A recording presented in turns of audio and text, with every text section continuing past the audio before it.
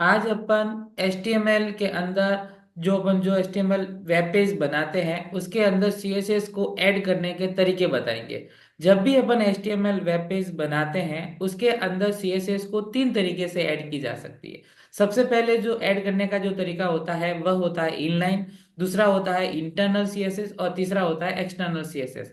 Inline CSS वह CSS होती है जब भी अपन HTML के टैग लिखते हैं तो टैग के अंदर ही CSS अप्लाई कर लेना, तो वह तो होता है इनलाइन सीएसएस। इसके बाद में आता है इंटरनल सीएसएस। इंटरनल सीएसएस हमेशा HTML के हेड सेक्शन में लिखी जाती है।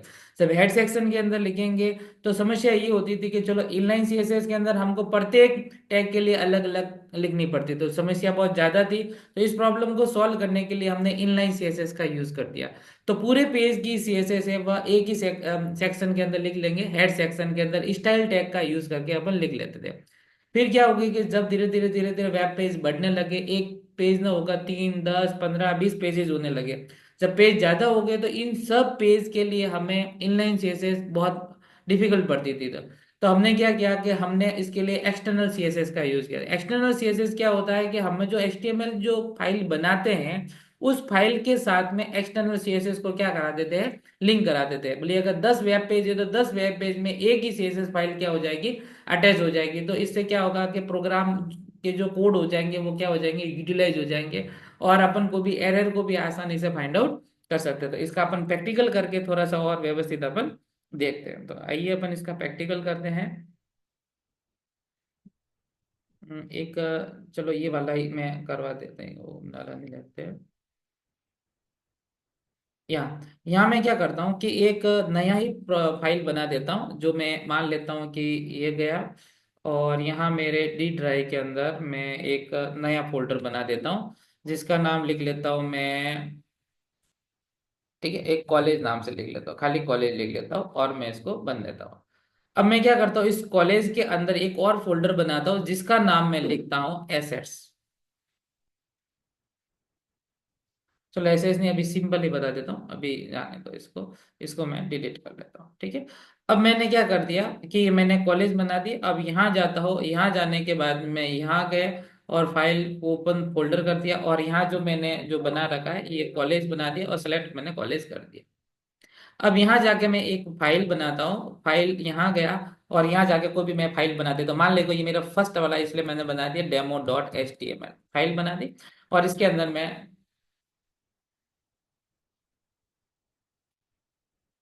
ठीक है, ये बना दी। और इसके अंदर मैं मान लो कि H1 लिख दिया, this is my first heading. ठीक है, एंड देन मैं एक पैराग्राफ ले लेता हूँ और यहाँ लिख लेता हूँ पैराग्राफ के अंदर दिस इज माय फर्स्ट पैरे पैराग्राफ।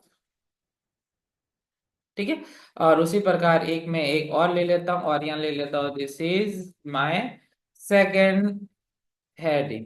उसी प्रकार यहाँ पे एक मैं पैराग्राफ लिख लेता हूँ और यहाँ लिख लेता हूँ मैं this is my second paragraph. ठीक है, ये मैंने कुछ डेटा कंटेंट लिख दिए और इसको मैं रन करता हूँ। यहाँ देखना, बिना CSS का यूज करके मैंने एक HTML फाइल बनानी और मैंने इसको क्या कर दिया, रन कर दिया। ये मैंने दो हेडिंग लिए और दो पैराग्राफ है। अब मैं क्या करता हूँ कि जब पहली बार जब मार्केट के अंदर CSS आएगी तब इन्होंने क्या किया, इस टैग के अंदर ही कोई भी टैग हो सकता है, जरूरी नहीं मैं S1 और P लेकर, HTML के जितने भी टैग है उस टैग के अंदर अपन जब भी CSS को इम्प्लीमेंट इम्प्लीमेंट करना होता है तो अपन स्टाइल का यूज कर देंगे। और यहाँ पर अपन जो भी अगर प्रॉपर्टी लगाना चाहता हूँ, मान लेता हूँ कि मैं H1 की प्रॉपर्टी मान लेता हूँ, मैं बैकग्राउंड कलर डालना चाहता हूँ। मैं चाहता हूँ कि इसका जो बैकग्राउंड कलर है वो ब्लैक हो जाए, तो मैं इसका बैकग्राउंड कलर मैं ब्लैक कर देता हूँ। ब्लैक नहीं करके मैं बैकग्राउंड कलर रेड कर लेता हूँ, क्योंकि अक्सर भी ब्लैक ही है इसलिए। तो जैसे मैं करूंगा तो यहाँ H1 का जो हेडिंग है उसका जो मेरा जो कलर है बैकग्राउंड वो क्या आ गया, आपका रेड आ गया। अब मैं चाहता हूँ कि नहीं, इसका जो जो कलर, जो ब्लैक कलर की जो आपका जो फॉन्ट जो दिखाई दे रहा है, यानी जो टेक्स्ट लिखे हुए टेक्स्ट का कलर भी मैं चेंज करना चाहता हूँ। तो फॉर दिस वजह सेमी कॉलन के बाद में यहाँ मैं लिख दूंगा, कलर लिख दूंगा। और कलर मैं क्या कर दूंगा, व्हाइट कर दूंगा। जैसे मैं इसको व्हाइट करता हूँ और इसको मैं सेव करता हूँ तो मेरे जो कलर है वो व्हाइट आ गया। और ध्यान से समझना, अब मैंने क्या किया, कि मैंने इस S1 टैग के अंदर मैंने ये किया। अब ये कि ये जो प्रॉपर्टी जो मेरे S1 के अंदर लिखी हुई कि ये प्रॉपर्टी मैं मेरे इस S1 के अंदर भी लिखना चाहता हूँ, ये इनलाइन का काम कर रहा हूँ। तो मैं क्या करता हूँ कि इसी को वापस मैं लिखता हूँ, जैसे मैं ये लिखा हुआ है तो इसी को मैं लिखता हूँ। मैं चलो मैं इसको कॉपी कर लेता हूँ, कंट्रोल C कर लेता हूँ, और यहाँ जाकर मैं इसको क्या कर लेता हूँ, कंट्रोल V कर लेता हूँ। यहाँ कर दिया तो देखो एज इट इज मेरे प्रॉपर्टी आ गई। अब यहाँ एक समस्या आती है कि चलो कोई नहीं, ये जो मैंने पेज लिखे ये तो मेरे चलो 14 लाइन का ही है। अगर ये पेज 100 का होता, 150 का होता, बहुत सारी पेज होती है, और मुझे हर टैग के ऊपर अगर मुझे CSS देनी पड़ती है, तो आप ही बताओ कितना समय लगेगा। और हो सकता है कहीं ना कहीं गलती हो भी जा रही, तो ये समय बहुत ज्यादा लगता है। तब हम लोगों ने सोचा कि नहीं, ऐसा नहीं होना चाहिए। आप एक पेज बना रहे हो, इस प्रॉब्लम का सॉल्यूशन ये है कि आप इसको क्या कर दो, हेड सेक्शन के अंदर डिफाइन कर दो। स्टाइल टैग का नाम लिख दो, स्टाइल टैग बना दो और वहां लिख दो। तो हमने क्या किया कि इस ये फिर इन्होंने क्या किया, इसको क्या कर दिया, इन्होंने ये बंद कर दिया। ये यहाँ फिर क्या कर दिया, ये चीज जो है इसको मैंने यहाँ से हटा दी, और यहाँ मैंने बार बार लिखने की जरूरत नहीं है। और ये भी चीज मैंने यहाँ क्या कर दी, मैंने ये हटा दी, ये हटा दें। ठीक है। और फिर इन्होंने क्या किया कि अब ऐसा काम नहीं करना, अब आपको क्या करना है कि मैं इनलाइन CSS का यूज करूंगा। यानी जो ये आपका जो हेड सेक्शन है, यहाँ पे मैं स्टाइल टैग का यूज करके यहाँ पे आपको क्या करना है कि हमने H1 की प्रॉपर्टी पे चेंज करना। तो यहाँ जाऊंगा, और मेरा जो लिखा हुआ था कि जो मेरा बैकग्राउंड कलर था वो तो होना चाहिए रेड, और मेरा जो कलर होना चाहिए वो मेरे क्या होना चाहिए था, व्हाइट होना चाहिए। तो मैं यहाँ व्हाइट लिख लेता हूँ और मैं इसको सेव करता हूँ। जैसे ही मैं खाली 2 लाइन लिखी, सिर्फ 2 लाइन लिखी, ये 2 लाइन लिखी, और देखो यहाँ पे मैंने किसी भी प्रकार के नहीं, ये कोड मेरे HTML के एज इट इज है, इसके अंदर किसी भी प्रकार का कॉम्प्लिकेटेड नहीं लग रहा। स्टाइल का टैग जो CSS ले रहा है वो पूरा का पूरा मैंने अलग कर दिया। अब मैं जैसे इसको रन करता हूँ तो मेरा काम हो गया। कोड क्या हो गए, यूटिलाइज हो गए। आपके कोड बहुत ज्यादा लिख रहे थे तो सीधा कम हो गए, और हेड सेक्शन के अंदर हमने CSS का यूज कर दिया। तो अभी अपन ने दो चीज पढ़ी, इनलाइन CSS, और एक दूसरी पढ़ी है अपन ने इंटरनल CSS। तो आप ही बताओ कि इनलाइन CSS बेटर है, इनलाइन CSS, या फिर आपका इनलाइन CSS बेटर है या इंटरनल। चलो, इस पेज के अंदर जो भी अपन काम करना है, जो भी H1 का काम करना है, पैराग्राफ है, या बहुत सारे जो टैग जो होता है, बुलेटेड है, स्पेन टैग है, बहुत सारे टैग अपन ने मान लो कि इसके अंदर लिख दिया, 1000 लाइन का कोड बना दिया। हमें क्या करना पड़ता है, अब समय बदल गया है, अपन एक पेज से काम नहीं चलता। हमें कॉन्टेक्ट नाम की जो वेब पेज है अलग से बनाना पड़ेगा, गैलरी का अलग से बनाना पड़ेगा, सबका अलग अलग अलग बना, index.html से अलग से बनाना पड़ेगा। सब वेब पेज हमको क्या करना पड़ता है, अलग अलग बनाने पड़ते हैं। तो इन सब अलग अलग अगर बनाना हो तो क्या उनके सभी के लिए मैं हेड सेक्शन के अंदर ये स्टाइल टैग लिखूंगा? तो भी समस्या है। अगर ये कि ये कोड मुझे H1 के अंदर जो मुझे ये जो चाहिए, ये का ये कोड अगर मैं दूसरा वेब पेज बना रहा हूँ उसके अंदर भी ये कि ये कोड अगर कॉपी पेस्ट कर रहा हूँ, तो फिर ऐसा नहीं होना चाहिए। आप 15 या 25 पेज बनाओ, लेकिन CSS एक ही हैंडल होनी चाहिए।